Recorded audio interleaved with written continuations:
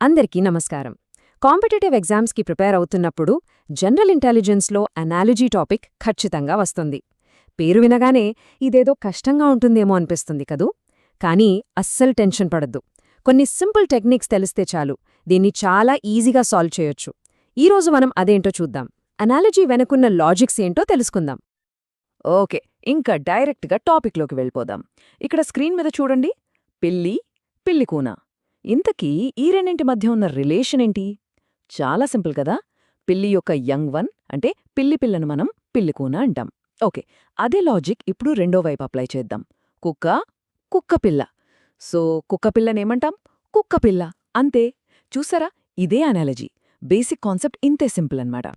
So దీన్ని కొంచెం టెక్నికల్గా చెప్పాలంటే, అనాలజీ అంటే ఏంటంటే రెండు విషయాల మధ్య ఒక రకమైన పోలికను లేదంటే ఒక సంబంధాన్ని చూపించడం.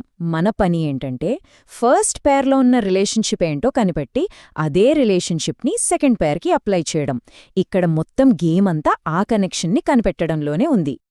సరే, ఎలాంటి అనాలజీ క్వశ్చన్ అయినా సరే ఈజీగా సాల్వ్ చేయడానికి ఒక 4 స్టెప్ ఫార్ములా ఉంది. ఇది బాగా గుర్తుపెట్టుకోండి. స్టెప్ 1, ఫస్ట్ ఇచ్చిన జతలో ఉన్న రిలేషన్ ఏంటో అర్థం చేసుకోవాలి. స్టెప్ 2, ఆ రిలేషన్ని మనకు అర్థమయ్యేలా ఒక సింపుల్ మాటలో అనుకోవాలి. స్టెప్ 3, ఇప్పుడు ఎగ్జాక్ట్ అదే రిలేషన్ని రెండో జతకు అప్లై చేయాలి. ఇక ఫైనల్గా స్టెప్ 4, కిందిచ్చిన ఆప్షన్స్లో పర్ఫెక్ట్ మ్యాచ్ ఏదో జాగ్రత్తగా చెక్ చేసి సెలెక్ట్ చేసుకోవాలి. అంతే. ఓకే, ఆ 4 స్టెప్ మెథడ్ అయితే అర్థమైంది కదా. ఇప్పుడు మనం ఎగ్జామ్స్లో రెగ్యులర్గా అడిగే కొన్ని కామన్ అనాలజీ టైప్స్ ఏంటో చూద్దాం. వీటి గురించి తెలిస్తే మన పని ఇంకా ఈజీ అయిపోతుంది. మొదటిది చాలా కామన్గా కనిపించే టైప్ యాంటోనిమ్ అనాలజీ. పేరులోనే ఉంది కదా. యాంటోనిమ్ అంటే ఆపోజిట్ వర్డ్. అంటే ఇక్కడ ఇచ్చిన పదాలు ఒకదానికొకటి వ్యతిరేక అర్థాన్ని ఇస్తాయన్నమాట. ఉదాహరణకు చూడండి, మంచి, చెడు. మంచికి ఆపోజిట్ ఏంటి? చెడు. సింపుల్. ఇప్పుడు ఇదే లాజిక్ని రెండో వైపు అప్లై చేద్దాం. ధనిక డాష్. సో ధనికుడు అనే పదానికి ఆపోజిట్ ఏమవుతుంది? పేద. అంతే. చాలా సింపుల్ గదా. ఇదే యాంటోనిమ్ అనాలజీ.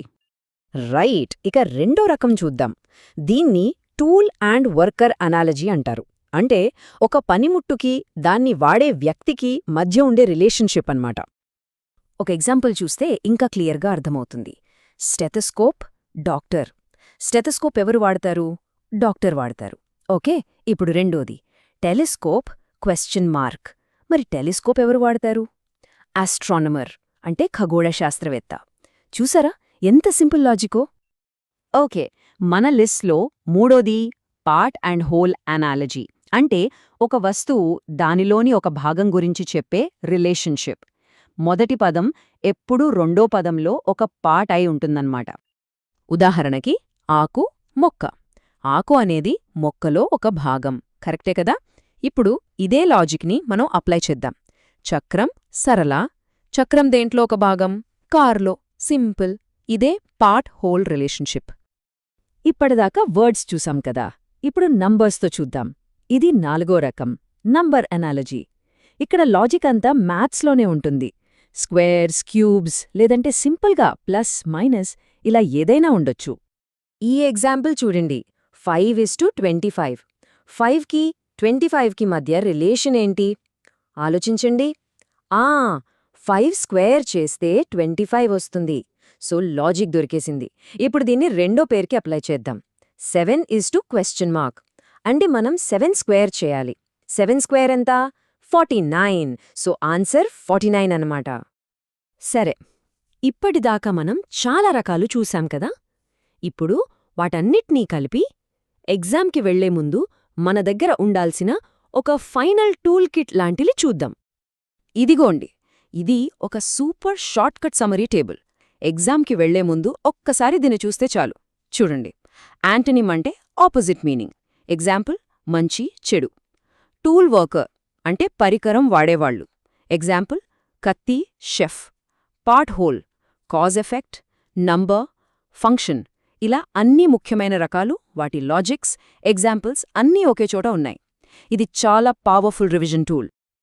ఇప్పుడు కొన్ని ఫైనల్ క్విక్ టిప్స్. ఇవి ఎగ్జామ్ హాల్లో చాలా హెల్ప్ అవుతాయి. ఫస్ట్, క్వశ్చన్ చూడగానే ఆ రిలేషన్షిప్ని ఒక చిన్న సెంటెన్స్ లాగా ఫ్రేమ్ చేసుకోండి. రెండవది, ఆ రిలేషన్షిప్ ఏంటో కన్ఫర్మ్ చేసుకోకుండా ఆప్షన్స్ వైపు చూడొద్దు, కన్ఫ్యూజ్ అవుతారు. మూడోది, ఒకవేళ స్ట్రక్ అయితే ఎలిమినేషన్ మెథడ్ వాడండి. ఏవి ఖచ్చితంగా ఆన్సర్లు కావో వాటిని తీసేయండి. ఇక ఆల్ఫబెట్, నంబర్ ఎనాలజీస్ వచ్చినప్పుడు రఫ్ షీట్ మీద ఏకి 1, బీకి 2 అని నంబర్లు రాసిపెట్టుకోవడం అస్సలు మర్చిపోవద్దు. ఓకే, అంతా నేర్చుకున్నాం కదా. మరి మనకు ఎంతవరకు అర్థమైందో టెస్ట్ చేసుకోవడానికి ఒక చిన్న ప్రాక్టీస్ క్వశ్చన్ రెడీనా? పుస్తకం చదవడం అయితే కత్తి ఈజ్ ఈక్వల్ టు క్వశ్చన్. ఇక్కడ లాజిక్ ఏంటి? పుస్తకాన్ని మనం చదవడానికి వాడతాం అంటే దాని ఫంక్షన్ అది. సో కత్తి ఫంక్షన్ ఏంటి? కోయడం. అంతే సింపుల్. దీన్నే ఫంక్షన్ అనాలజీ అంటాం. రైట్. ఇదంతా విన్న తర్వాత ఇప్పుడు ఒక అనాలజీ ప్రశ్న ఎదురైతే మొదట ఏ రిలేషన్ కోసం వెతుక్కుంటారు? ఈ లాజిక్స్ని ఎలా అప్లై చేస్తారు? ఒక్కసారి ఆలోచించండి. ఈ టెక్నిక్స్తో ఇకపై అనాలజీ ప్రశ్నలు అంటే భయం ఉండదు. చాలా కాన్ఫిడెంట్గా అటెంప్ట్ చేయగలరు.